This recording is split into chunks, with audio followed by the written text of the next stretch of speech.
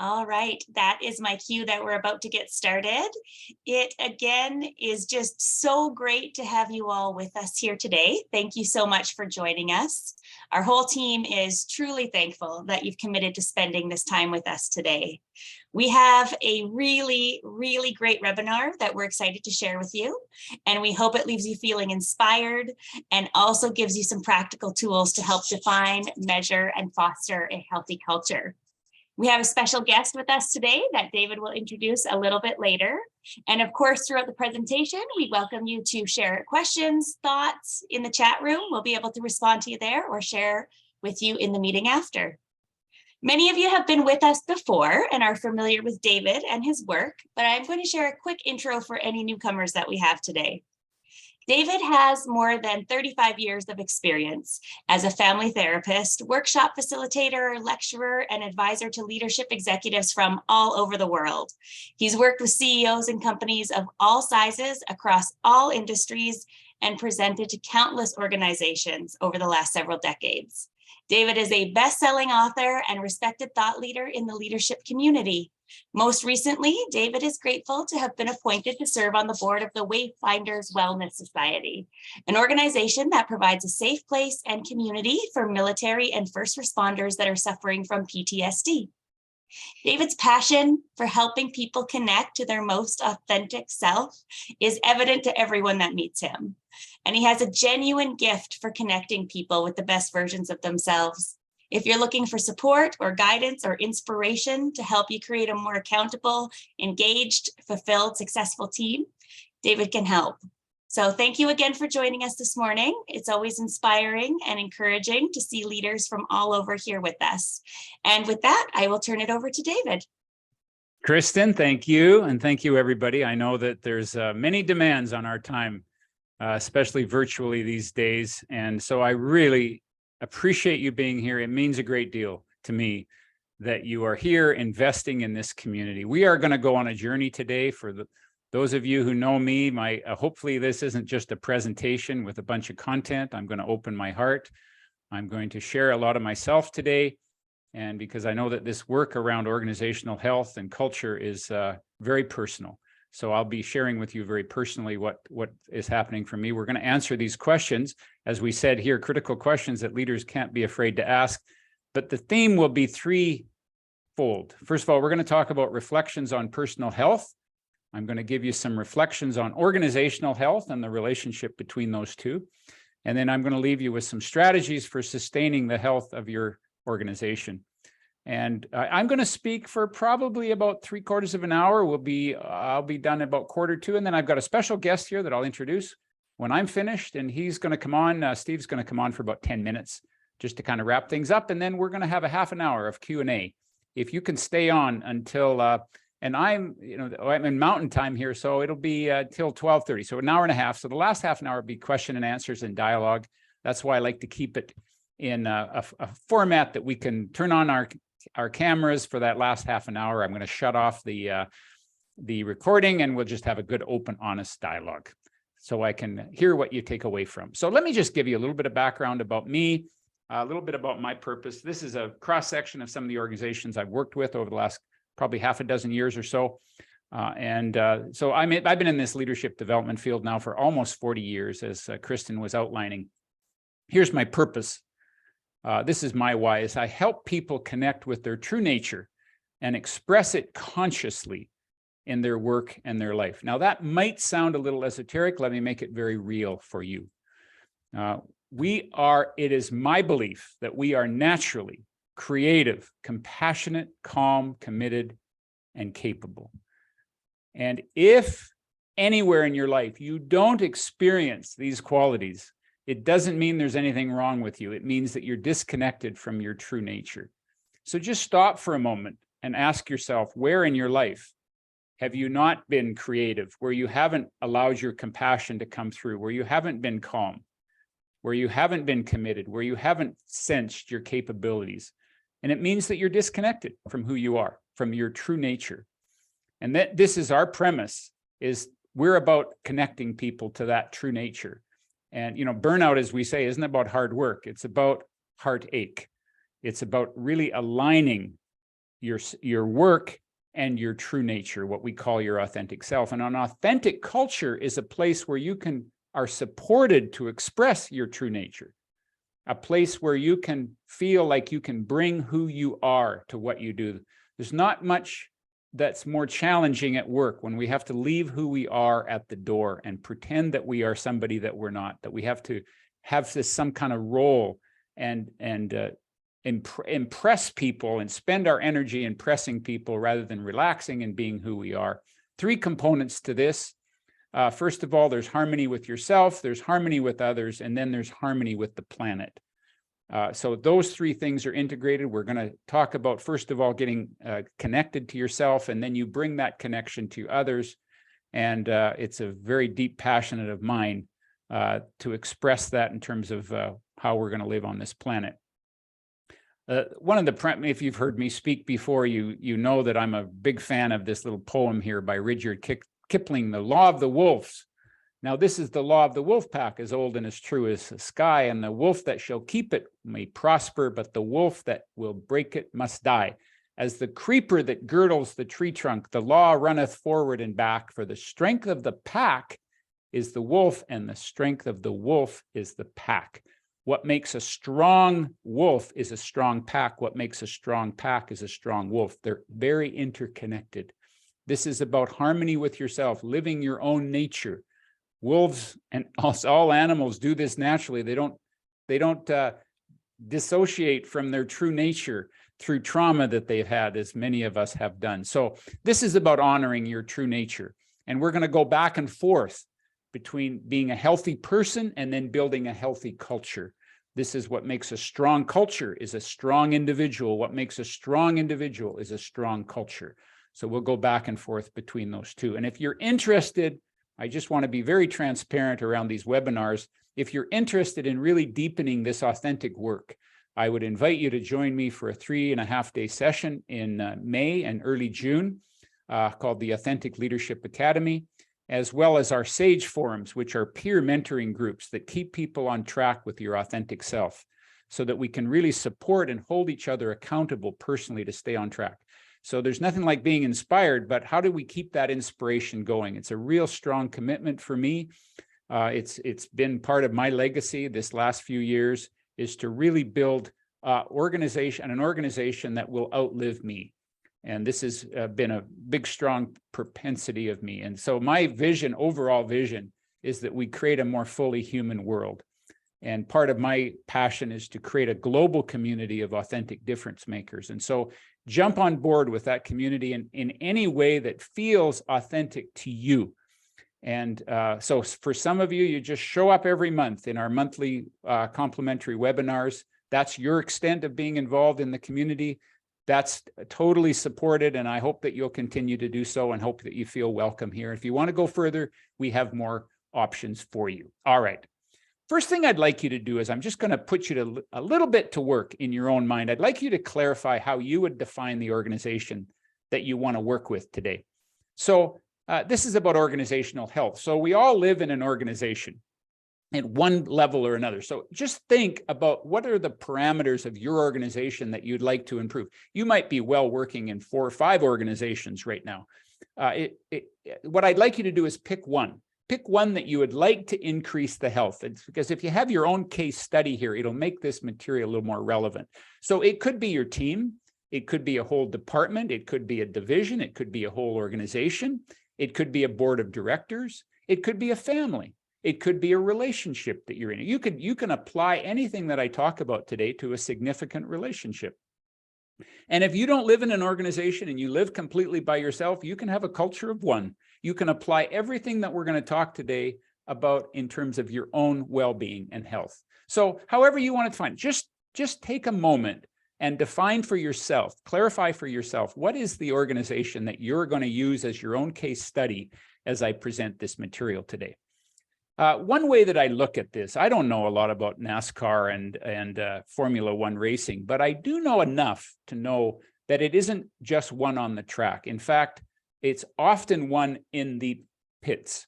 And, you know, race cars are smart enough to realize you've got to get into the pit stop. You got to step back and get some perspective and improve your own performance by taking care of the vehicle. And, you know, in our world, we tend to say, well, you know, we just keep running this thing. We just keep going around and around and around till we blow up. And then we bring another car in, and then we keep running around it. So it's about pausing. And I would just ask you, first of all, in terms of the organization that you've chosen, where is your pit stop? We used to have a beef and bouquet session, a family council session every Monday night in our family growing up.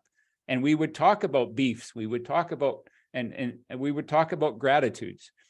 We would talk about bouquets. And we, you know, if you had a complaint, my parents would hear it out. And then they say, well, every complaint has to be accompanied by a recommendation. We had a little pit stop every Monday night. And this is it's one of the habits that we're going to talk about at the end when I talk about strategies, is to take a step back. You know, many of you, I'm sure, were saying to yourself, oh, I don't have time. I don't have time to go to this webinar. I'm busy on the racetrack.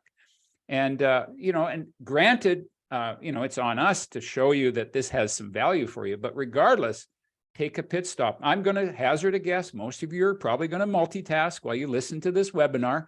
And we have a hard time getting off the track. I'm going to tell you that. We have a culture of busyness. Everywhere you go, ask people, how are you? Well, I'm busy. Well, ask yourself, is that a good busy? You got to look inside. No, the world cannot answer that question for you. Is it a good busy? And until the only way to know if it's a good busy or not, take a pit stop. So I'm going to invite you as best you can to bring your presence to this, not for my sake. We got you all on mute. It's not going to disturb me. It's for your sake. You know, we in our leadership courses, 3 days, we ask you to leave your cell phone at home.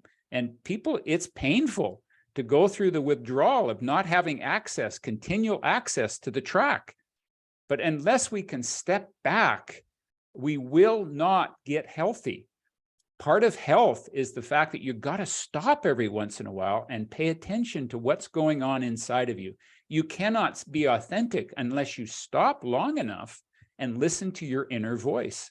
Listen to what's going on inside of you. This is the whole premise of authenticity. You got to slow down and listen to that inner calling inside. It's what I learned from a guy named Charles Hummel back in 1967, and then Steve Covey took all of his work, Charles Hummel's work, and gave him credit for it, and then popularized it in our culture. But it's that difference between the urgent and the important. The urgent will always want to keep you on the track. You know, it's whatever metaphor you use. It could be sawing. You know, you get so busy sawing. There's so many demands in our life, and with technology, you know, we're expected to be available 24/7. And you can't possibly know what's important in your life until you step back. Health is one of those things. When we talk about healthy culture, it's not one of those things that's urgent, but it's important. But if you don't take care of the important things, they're going to become urgent. Okay, I learned this. I've learned it in many experiences, but I learned it firsthand taking care of my brother while he was dying. One of the things my brother taught me while he was dying of a brain tumor is when you got your health, you got 1,000 wishes. When you don't have your health, you got one. It's one of those things. Health is precious. The health of your culture, the health of yourself, but it's not one of the things that's urgent. But it will be urgent if you don't take care of it. So this isn't particularly urgent to show up at this webinar today. I hope you find it's important. You wouldn't be here today if you didn't find it important. But notice the pull toward not being here. Oh man, I don't have time to reflect on my life. I don't have time to learn about my own health. I'm too busy. And many of us find ourselves, myself included, I know what it's like to live in what Charles Hummel used to call the tyranny of the urgent. All right, so this is stepping back. First thing I'm going to ask you to reflect on is, how do you define your own health? How do you define health? What is authentic for you in terms of health? We talk a lot about health today. I'm going to give you my perspective based on a fair bit of research and observation. But I'm going to give you my perspective on health, and that is that I want you to understand that there's a difference between health and fitness. And we have a culture of busyness. We have a culture that's on the track, on the racetrack, and we define health by how fit you are. And I'm going to suggest they're not mutually exclusive, but they are separate. And I'm going to describe to you to reflect on your own definition. I'm going to give you my perspective, but you have to come up, again, to be authentic, come up with your own. This is how I would define fitness. It's about performance, achievement, comparison, accomplishment, and execution. Okay, so it's how fit we are. Now I'm going to bring this on a personal level, and then we're going to integrate it into your culture and talk about how we talk about the fitness of your culture and the health of your culture that you work in. Here is my definition of health. These are some of the words that I would use to describe health. And it's very interesting. As I age, my definition of health has evolved.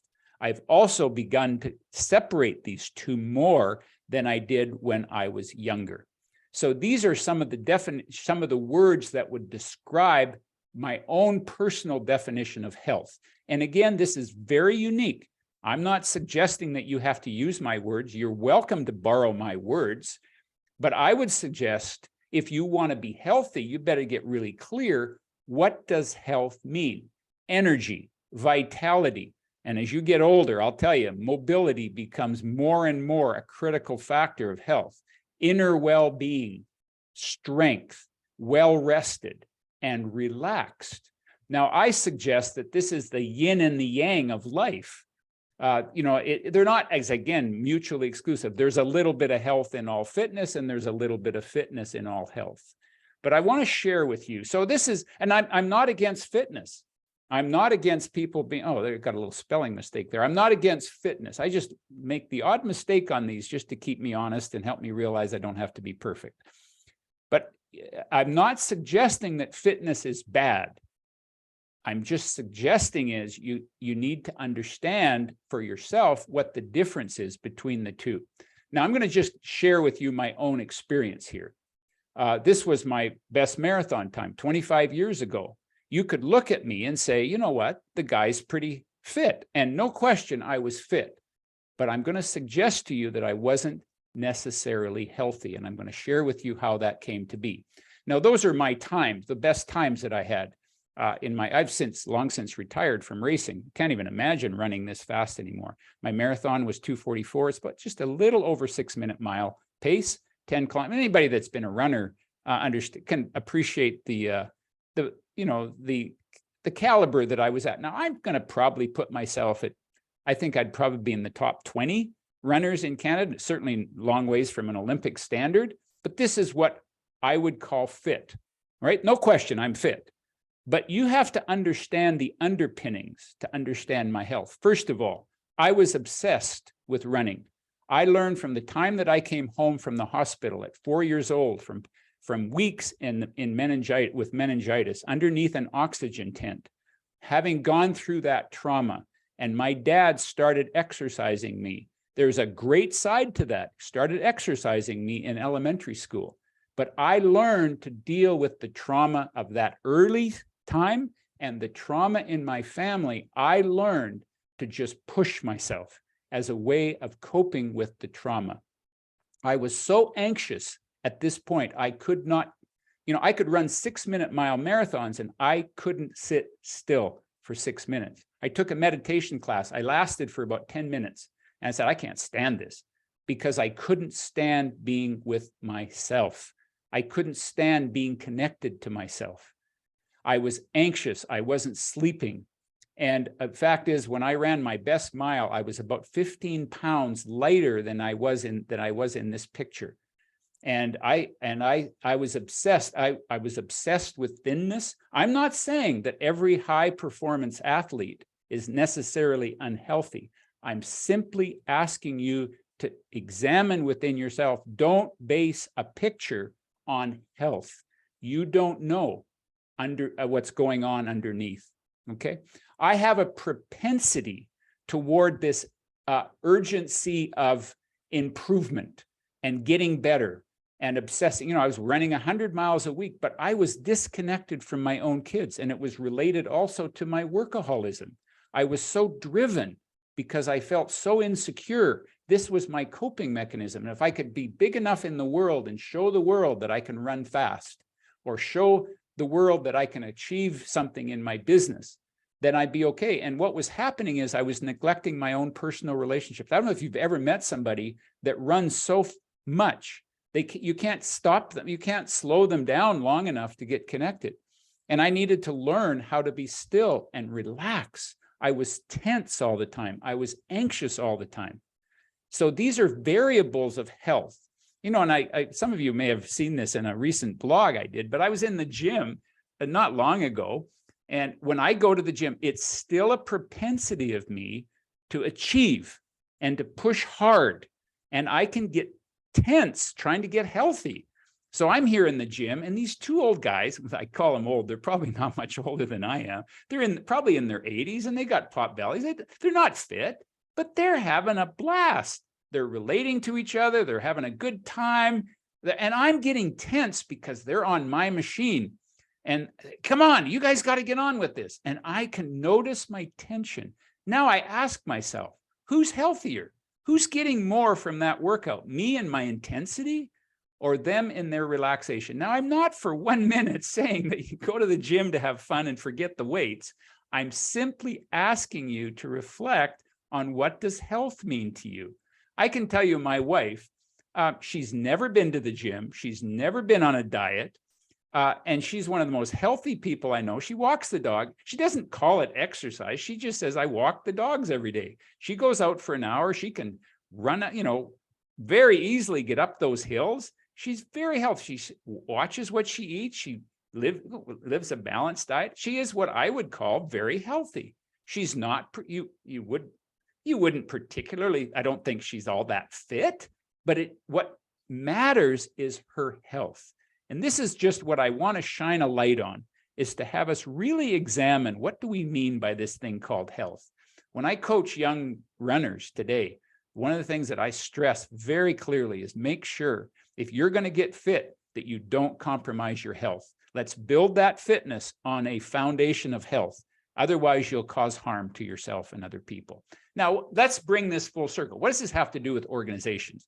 Organizational health. Organization is built on the word organ, which means it's about people. Organizations don't make decisions. Organizations don't create results. People create results. People build a culture. And so what your organizational health is what we call your culture. And just like you can't not have a level of health, everybody is to some degree healthy or not healthy. I've never met a completely unhealthy person unless they're dead.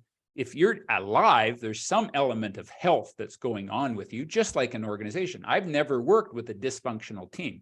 Every team, every culture has an element of health and an element of dysfunction. So we identify sometimes with our health issues, but we're more than any health challenges that we might be suffering. And the same thing is true in organizations, because we're people. That's what organizations are.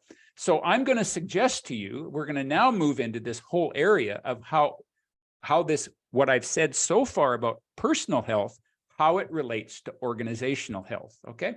Excuse me, David. Yes. Sorry, Kristen here. Just before you move on to the next section, there's a blinking text box on the screen. I'm wondering if it's possible for us to get that off at all. When did it start, Kristen? It's been going on for the whole time. I am not seeing it, but I will, let me. Okay. Sorry to interrupt. I just No. I want you to interrupt because I don't want that to happen. Let me see if that resolved it. Gosh, never run into this before. Is that better, Kristen? If you maximize your screen, then we should be able to tell right away. Right now, I don't see anything blinking or flashing, so that's good. It's a good sign. How's that? That looks perfect. Thank you so much. Oh, yeah. Don't hesitate, Kristen, to interrupt me. I appreciate the interruptions when it's something like that. We're good now, Kristen? Thank you. We are perfect. Thanks so much. Thank you so much for stopping that. All right. So now let's talk about organizational culture. All right. So culture and organizational health. Well, strategy gives you the direction. Culture gives you the energy to get there. Just like just like your health in your own personal life, that's the energy in your life. Culture is to an organization what health is to a person, okay? So again, just like you have fit people and healthy people, you have fit organizations and healthy organizations.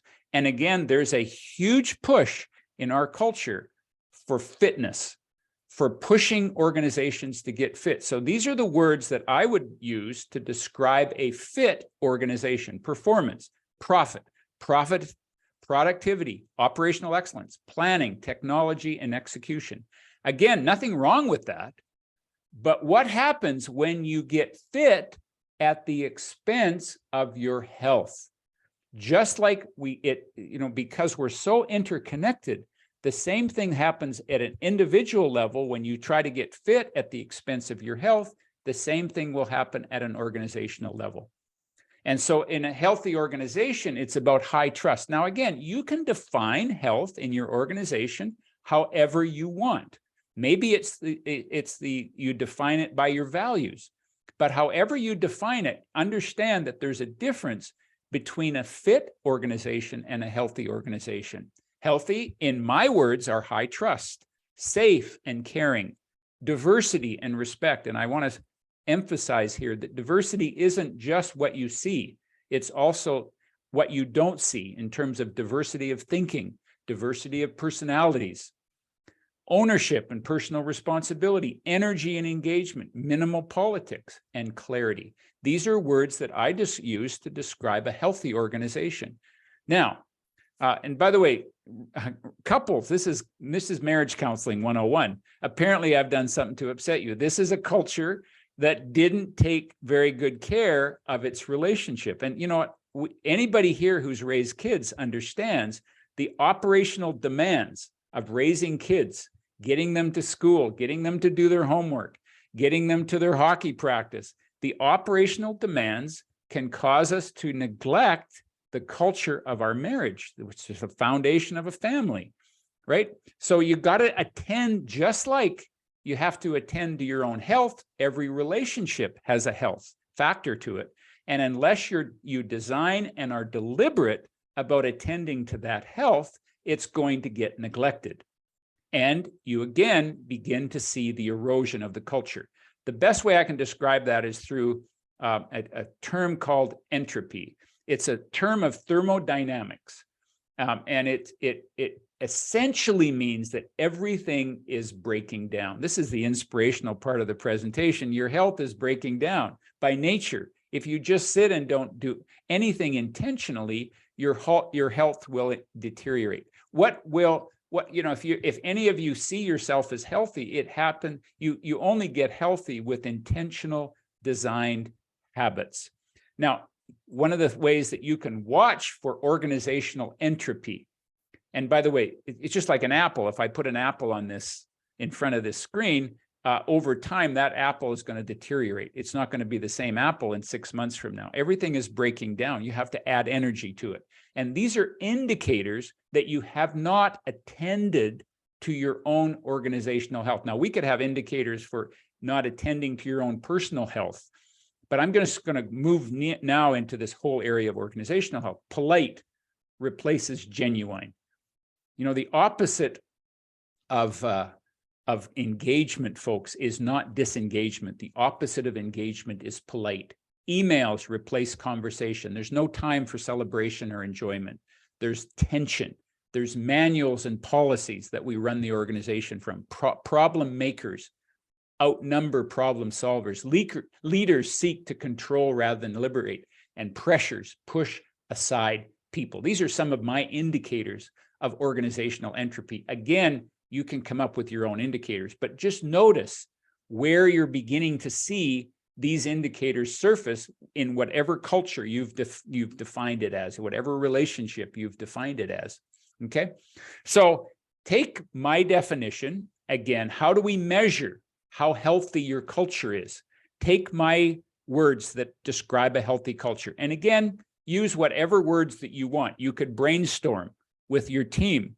How will we define a healthy culture here? Separate from a fit culture. And then on a scale of 1 to 10, how healthy is this team? How healthy is the culture on this team? And what is your rationale? And you go around the room and you answer this question, each of you. Now, you might rate, if you've got 7 different aspects of a healthy culture, you might rate some of those aspects differently. You might say, we got a high trust culture, but we're not very diverse. We respect each other, but we're not. So, one number would be rated differently. One aspect would be rated with a different number than another aspect. But you get intentional on really measuring your health. Now, you can do this in your own health. You could take a very careful inventory. And again, you got to slow down and be intentional about this. But when's the last time you sat down and defined for yourself, what is health in my life? And then given yourself a number with each of those aspects of the health in your life. And what are you doing to intentionally close the gap with improving those numbers? This is where numbers can be useful, where you begin to measure those numbers and say, boy, there's some gaps in my own health, and I'm going to attend to those gaps to be authentic. Again, with your healthy culture, you begin to assess where those gaps are, and you do it through conversation. Now, what's the worst number you can get? Many of you have heard my speech about that. The worst number is not a 1, because if people don't feel safe enough, if they feel like it's a 1, they're not going to tell you that they have a 1 because they don't feel safe. They're not going to feel safe enough. So the worst number, the red flags always are a 5. So if you go around your team and you ask them, how healthy is our team based on, you're welcome to borrow my criteria, but regardless, whatever criteria you choose, now how do we measure up? And you get a benchmark of that. And you walk around the room and you get 4s and 5s and 6s. That's always a red flag for me. It's not necessarily negative, but it's a red flag to say, 5 is safe. If I don't feel safe here, if I don't feel this is very healthy, I don't like this exercise, I don't feel engaged with this team, I'll just play it safe and say, well, it's, I'll walk on the fence and say, well, it's not too bad. And it's not, it's not too hot, it's not too cold. So always watch for those numbers. Now, if you get a collective group of 5s or 6s or 4s, then I would say take that person aside and really begin to understand and clarify, what does that mean? What can you begin to do as a leader to increase that score? The next question is, and again, what's the ideal number to get? 1 would be, it's so toxic, I get sick coming to work here. 10 would be, we're off the chart. I'd rather be here than in my personal relationships, assuming that your culture is at work. So what is the number that you reach for? There is no right number. The number that you reach for is having to do with the second question, which is, was your conversation polite or genuine? And would you have this conversation with everybody in this culture, everybody on our team? So for example, I would far rather have a genuine 3 or 2, or even 1 for that matter. Although I've done this with teams for years and never got a 1 because they never felt safe enough to give a 1. But I get some 2s or 3s, and I would far rather have a genuine 2 than a polite 8. So it's not the number, it's the conversation, and it's how genuine can I be? And are we creating a place here for you to be genuine and honest with us? And then who's accountable for the health of your culture, and that you begin to at least assess it. Now, this gives you a benchmark, a starting place. And I recommend that you do this every 6 months with your team, or even at least once a year. And if you're really intentional on raising the number, bring it up on a quarterly basis and say, how are we doing with moving that up? Now, I'm going to give you some strategies at the end of the webinar here for habits to increase that. And what can we do to move it up a notch in the coming month? And you don't try to make it up, go from a 4 or a 3 to a 9 in a month. What you do is, in the next month, how do we bring it up 1 notch? And you begin to build this sense of accountability and commitment. Now, I'm going to share with you my own experience with this. So this is my crew here. And I'll just go back here for a second. So I always told my kids I'll show you how I applied this with my family. I always told my kids that they can come with me anytime I spoke at a place, they wanted to come. But if they missed school, they had to write their teacher, they have to submit a paper about what they learned. They have to sit in on my workshop, and then they had to submit what they learned. And I took my daughter, Haley, she's turning 30 next month. And and I took her when she was 16. I took her to Newfoundland with me. And we worked with a group of federal government public service leaders on healthy cultures. And on the way home, she's writing out her paper that she's going to give her teacher. And the first line in the paper, I said, what'd you learn in the course? And I overlooking her shoulder. And the first line is that what I learned was that my dad should practice what he preaches. And I said, what the heck do you mean by that? Do you want to tell me? And she said, well, Dad, you just told this group of leaders that our family is a culture. And I said, correct. And she said, well, then what are our values? And I said, well, we have values. We just don't have value statements. And she said, okay, then what process are you going to use to hold our family accountable for living our values? Well, I promoted this 16-year-old to vice president of culture. And we took 6 months to develop this set of values. Now there's Haley on the far bottom right-hand corner there. And this is what we did is that we together came up with this list of 6 core values. Every one of these values has a personal meaning. And then every 3 months, we would sit with my kids. I would sit with my kids and they would grade me on how well I was living those values as the father in this family. And number one, it got me through raising adolescents. Now, when you just ground one of your kids, you don't expect that you're going to get a good rating here. And then I would go to my wife and I would say, Val, I just got a 2 on my parenting rating, or on my respect rating. And I said, do I need to pay attention to that? And she said, no, that's just teenage angst. Don't worry about it, but just thank them for their feedback and what can we do better? And it's just a matter of understanding, not necessarily agreement, and not necessarily just pleasing them and giving them what they want. But I'll tell you, the number one theme that I got feedback on is that I wasn't present. I'm sitting at the table and my thoughts, although we never had devices at our table, it was just off grounds. But I was preoccupied often, and I needed their help. And the dialogue, see, it wasn't the perfection. We didn't get any of this perfect, but it was the dialogue and the openness and the safety that we created that makes a healthy family. We were totally imperfect. And I was certainly imperfect as a father, but I was committed, and it was my intention to create a healthy dialogue in our family. And in terms of our own personal values in our company, these are the 5 core values that I hold to be important. And underneath each one of those values is a promise that I make in the organization. And then under each promise, I have an expectation under each of those values. And so this is the way that we begin to create an accountable culture to those values. And so those 5 values turn into behaviors. This is what we expect.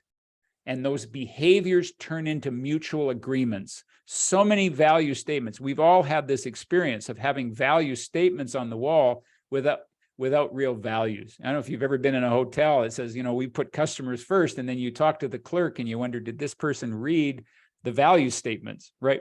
So this is about ownership, and it's about conversation, and it's about accountability. But it's getting really clear. This is what we mean by a healthy culture here. This is what behaviors that we expect, and this is what agreements we will make to each other. And then we have a follow-up about how often we're going to need to talk. And I'm going to tell you the number one habit to develop in terms of a healthy culture is that you're going to always see there's a disparity between the claim and reality. And none of us have lived life without that gap. I can just tell you this example. How many of you value health? And I'm going to probably guess 95%, if not 100% of you are going to raise your hand. If you're on this call, you value health. How many of you lived in the last week, every one of your choices was completely aligned with your value of health? Well, it's never completely aligned. Because you're unethical? Of course not, because you're human. And we get off what we claim to be, and what the reality is always separate. Now we want to move that continually toward being closer together, but there's always going to be a gap. And the most important habit that you can develop is to embrace the negative. You focus on the positive, but you make the gap discussable. We've all heard people say, the senior leaders around here don't walk their talk.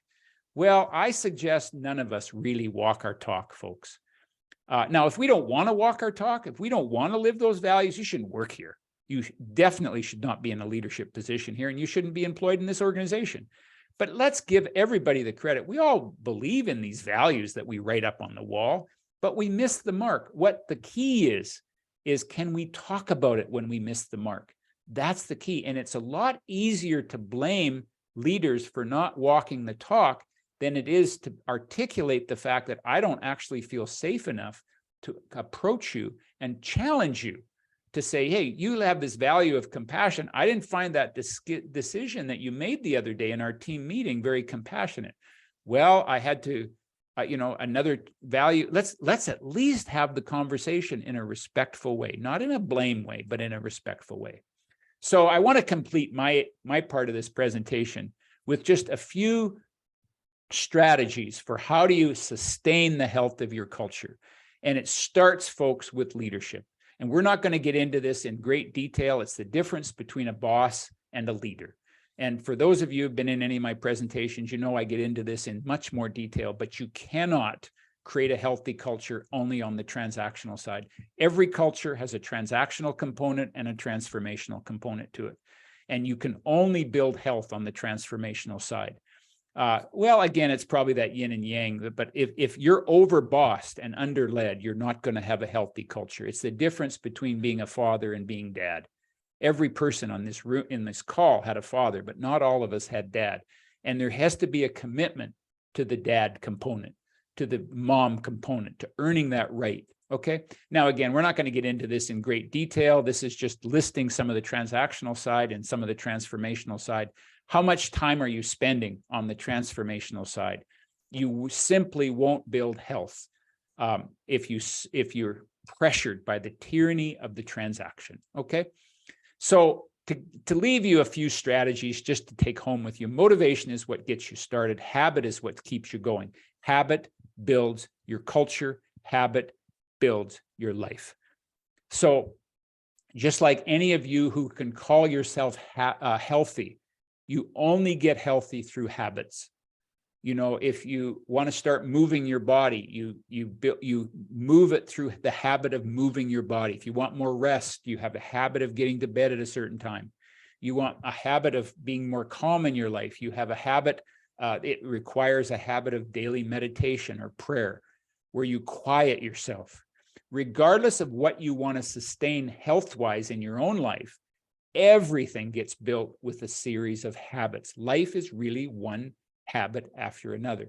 So the same thing is true in an organization, is what habits establish the health of your culture. So let me just give you a few habits. Number one, clarify your values. Make sure you know what your values are. Make sure you've got a really clear definition of what does a healthy culture mean here. Just like if you want to get healthy in your own life, to clarify your own definition of health, this is what I mean by health, okay? Number two, establish a benchmark. Get a number. There's no right or wrong number, but get a benchmark. This is generally where people see us living our values right now. You can, by the way, you can apply this to your own leadership. This is the number that I would use to define my own health. Our current state, and I don't care whether it's a 1 or whether it's a 5 or whether it's an 8.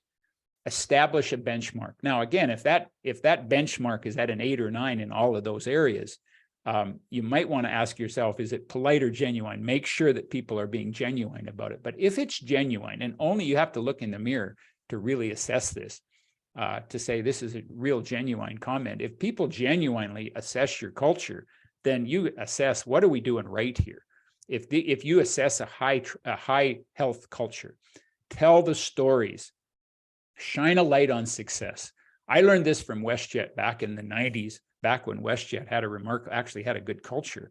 They've become much more like Air Canada and WestJet have kind of come to be the similar kind of cultures today. They're quite bureaucratic. But when Clyde Beddoes set up WestJet, his purpose was to design culture as a competitive advantage. And I learned from WestJet so much about culture in the 90s.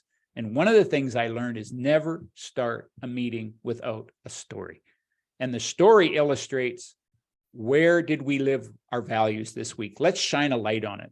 Let's not beat each other up with a stick, but let's shine a light on what we did that was healthy this week, what we did to build a healthier team here. Now, it could be any one of your values. You could take trust. You could take respect. You could take diversity. You could take ownership and accountability. Any of those values that you hold to be true as far as a healthy culture, and say, we're going to work on accountability for the next 3 months.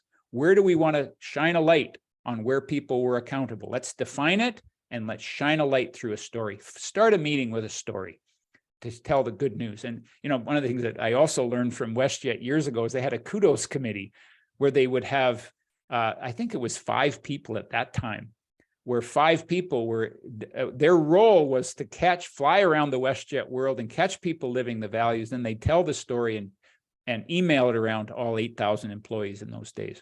Embrace the negative. Don't be afraid to see the gap. A gap does not indicate an unhealthy culture. The inability to talk about the gap is what indicates an unhealthy culture. Can we keep the conversation going? There's times, you know, your kids, you're not going to make your kids happy all the time. They're not going to grade you for those of you who want to build a healthier family. They're not going to grade you on a high grade. You're not doing your job if your kids like you all the time. You got to be, you know, your job as a parent is to be a leader as well as a boss.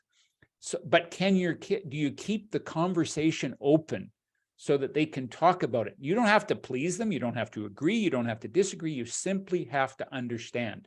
And then you decide together and negotiate together. Where can we move that up a notch? Define further meaningful habits. So, for example, brainstorm as a team.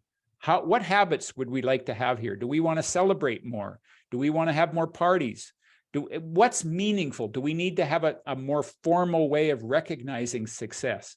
Let the team define what those habits are, that they can be integrated into your day-to-day transaction and day-to-day fitness level, if you will, on your team. And then you got to repeat the message. You got to share the values. You got to repeat the message. If people aren't sick of talking about your values, you haven't talked about them enough. You got to reinforce the message continually through messaging and through stories. Okay.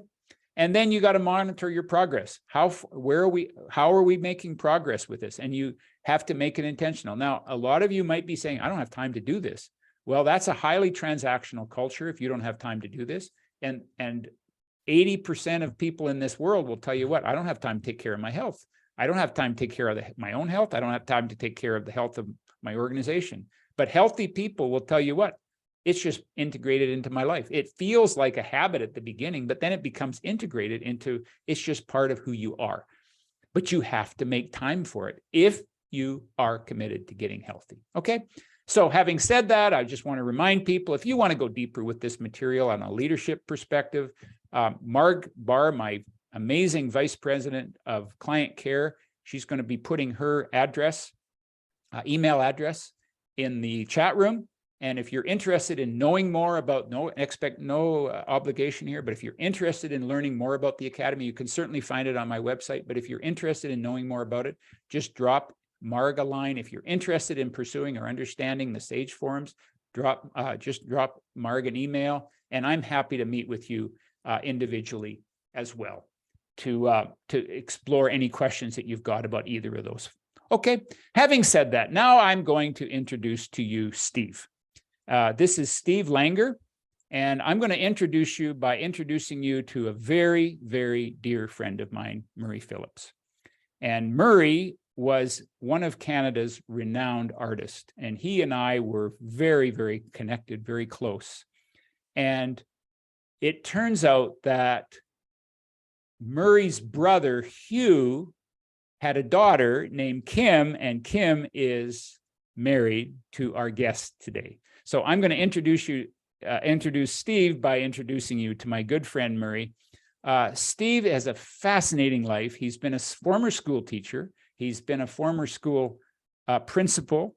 and he's been a senior manager for the Alberta School Board Association. He's been in several of my presentations and my workshops on leadership development.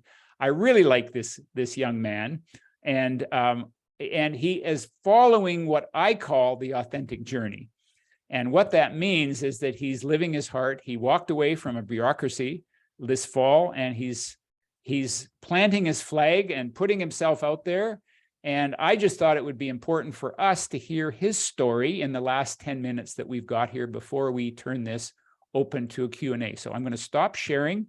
And Steve, I'm going to let you share your slide, and you're on for the next 10 minutes, buddy. Excellent. Thank you, David. It's a pleasure to join you, and always nice to see a picture of Murray up there as well. Yeah, I was absolutely blessed to know Murray, and many sailing trips with family, being able to enjoy him. True honor to see that. So thank you. Appreciate the opportunity to share today. So I'll just quickly open up my slide deck for you. Hopefully you can all see that okay. We're not seeing it yet, Steve. You're not seeing it yet? Okay, perfect. Let me just make sure it's all okay for you.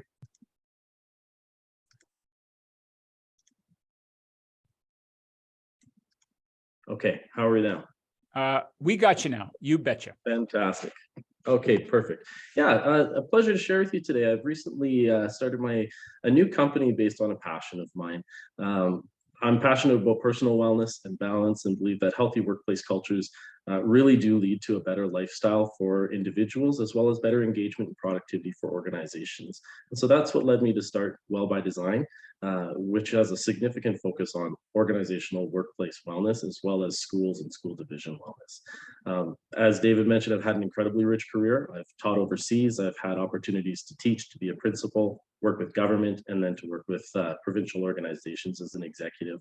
And it's in this experience that I've been able to see how important wellness really is firsthand as well. In my own situations, being able to see that situations of micro stressors, which I'll talk about more later, really affected my ability to be impactful. And I can see that a number of different things, your organization is only as healthy as the people that it's made up of. And if they are thriving and they are well, your organization will be well as well. So today I just want to share some simple strategies to ensure that you're able to put your personal wellness first, so you can be your best self for those that are important to you and for your employer. At Well by Design, we focus on 4 pillars of wellness within our workplace wellness assessments. We offer comprehensive workplace wellness assessments that aim to enhance the overall wellness of your organization, as well as the productivity. And the first is physical wellness. Physical wellness means being in good health. As David said, health, not fitness. Taking care of your body with regular exercise, through nutrition, as well as habits and behaviors that contribute to a high level of energy and just overall well-being. This is what I refer to as body wellness. The next is mental and emotional wellness. Mental and emotional wellness refers to the mind and to the heart of wellness. It's about having a strong positive outlook in the face of the challenges that you face, managing and expressing your thoughts and emotions in a rational way, finding ways to relax and de-stress, and really cultivating resilience when you face that stress and adversity, and engaging in activities that bring you joy as well as purpose to your life. The third is organizational wellness. Organizational wellness is the overall health and well-being of the organization that you work for, including the employees, the culture, the policies, the processes. It encompasses that physical, mental, emotional well-being for all individuals within the organization, and aims to produce a positive work environment that supports productivity and success. And finally, the last one is lifestyle wellness. And lifestyle wellness refers to those habits and behaviors that support an individual's overall health and well-being, those daily choices and actions that promote your balance and your wellness in life. So I wanted to share some simple strategies, probably heard many of them before, but just to really put your own personal wellness into focus so that you can incorporate those on a day-to-day basis. As David mentioned, you really do need to know your values and create effective boundaries that uphold those values. Setting boundaries to protect those things shouldn't be a burden, but it should actually help to protect the things that are most important to you. And as I mentioned, those micro stressors, one of those to me was when I was working. I have 2 young children, and my wife often works in the evenings. And so for myself, that time at the end of the day when work is just finishing and it's time to go and pick up your kids, created that micro stressor when you needed to stay a little bit late, or something came up and you needed to work in the evening, but then I needed to pick up my children who are young and get them home for dinner. Those micro stressors on a regular basis, they're not a big deal, but over time, as they add up, they really do lead to that stress and anxiety in your life. I think it's also really important to prioritize your wellness, and especially when it's difficult to do so. It's so easy to say when you're having a busy week that this is the week I'm going to take out that personal thing that's just for me. But that's the time when you need it the most to make sure you're recovered and renewed and taking care of yourself over a period of time. We can learn from all of our leaders, especially the ones we find difficult to work for. It's easy to work for those that we naturally connect with and naturally respect, those with the similar values. It can be more challenging to work with the leaders who differ from us. And yet for myself, I know that most of my affirmations of my own leadership style came from those that would do things differently than I would, because it affirmed those pieces for me that were important in my leadership style. Cultivating resilience. It's not about trying to control your life or reduce those negative experiences that you have, but how you manage those and how you manage your reactions to those things as they unfold. It's about controlling the things that you can in a manageable way. And having someone to talk to. Having an objective voice who can listen and let you unpack your stressors, as well as know your strengths, can help clarify and affirm for you when things get tough. It's easy to take criticism that you may have or challenges personally, and having someone who can see the bigger picture and understand who you are and how you are in the workplace can really help in that. And that can be personal or professional. For those that may be supporting wellness as a leader for your staff, I wanted to also provide just some focus points for you to make sure that you're enabling your staff to focus on their wellness. And the first is prioritize the wellness of yourself and your staff. Because when your staff see that you focus on your wellness, and it inherently gives them the permission to do the same. Support will vary for each of your staff. What works for one of your staff members may not work for another. What works for you may not work for them. And what works for one staff member now may not work for a staff member at another period of their life based on the experiences that they're having. It's really important that you take the time to get to know your staff and how they need to be supported. There's a classic statement, do unto others as you would have them do unto you. And I'd like to offer a bit of a variation to that. It's do unto others as they would have you do unto them. Focus on your staff and how they need to be supported. Support the strengths of individuals and acknowledge their contributions. It is so important to recognize the contributions of your team on a regular basis. This helps them ensure that they feel valued, and a solid member of your team. And by placing them in those areas of strengths, it allows them to contribute with confidence. People are always more important than product. This requires a lot of upfront planning and a lot of adherence to your key priorities and your strategies. But it's easy when you're busy to take on another project or another task. But if they aren't part of your core work, they can lead to the effect on the individuals. And it's always more important to focus on the strength and the high functioning productivity of your team than it is to meet a deadline. Respect times for staff to disconnect. This is critical to ensure the wellness of your staff. It may mean not booking meetings at the beginning of the day or the end of the day, not booking meetings over a lunch period so that they can take their time that they need to disconnect and to renew themselves. It also means respecting the time after the workday. And that's those micro stressors that are simple requests or interferences that sometimes themselves don't create the anxiety, but over time they would. And so respect the times for staff to disconnect and renew so that they can come back the next day healthy and well. Create space for conversation. If you openly talk about the wellness programs and the initiatives that you have and normalize the conversation, your staff are more likely to approach you when they need it. A lot of staff are aware of the benefit programs and employee family assistance programs, but they may not know what that actually includes or how to access that. Speaking openly about that in staff meetings or regular conversations helps to normalize that and create a safe place for your staff. And finally, as David mentioned, feedback is a gift. Your staff want to be successful as much as you do, so assume positive intent when they provide feedback. Hopefully you've enjoyed some of these simple strategies just to incorporate into your own wellness on a day-by-day, as well as a leader if you're in that situation. It's an important topic. A lot of organizations are struggling with how to support wellness for their teams. And so I'd invite you to connect. Happy to discuss further with you. As I said, we offer comprehensive workplace wellness assessments, complete with affirmations of areas that you're doing well as opportunities to enhance your organizational wellness. And then we include a roadmap to wellness over a period of time with strategies that can be implemented to support your team towards a healthy workplace culture. We also offer professional learning focused on understanding yourself and your team, developing greater competence and confidence, and helping your team reach their full potential. So please reach out, connect, and hopefully we'll hear from you. David, thanks again for the opportunity. It's been a pleasure. Steve, that's awesome. I know I didn't give you a lot of time there to give your whole package and spiel, but I want to support the work you're doing. And I love the practical nature of that, and would love to have people reach out to you. So make sure you put that contact information in the chat room for people who want to stick around.